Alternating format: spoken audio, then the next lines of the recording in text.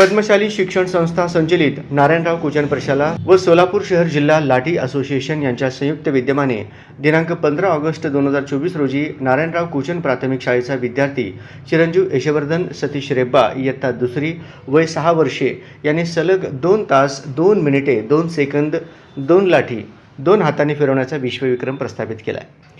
याची सुरुवात सकाळी ठीक 10:45 होऊन विक्रमपूर्ती 12:48 पूर्ण झाला।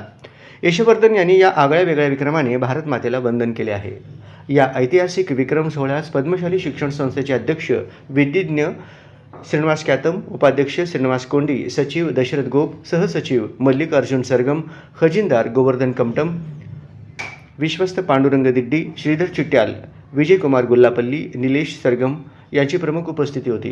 तसेच कार्यक्रमास उत्तर सोलापूरचे गट शिक्षणाधिकारी बापूराव जमादार, लाठी असोसिएशनचे टेक्निकल डायरेक्टर रफी शेख, लाठी इंडियाचे उपाध्यक्ष शिवराम भोसले आदी उपस्थित होते। सोलापूर लाठी असोसिएशनचे जिल्हा सचिव व एशियन निर्णायक पंच प्रशिक्षक अश्विन कडलासकर, महिला प्रशिक्षिका तसेच राष्ट्रीय लाठी पंच सौ अंजना अश्विन कडलासकर, यशवर्धन रेब्बाचे मातापिता सौ पूनम आणि सतीश रेब्बा व रेब्बा कुटुंबीय आणि नातेवाईक यांची उपस्थिती होती।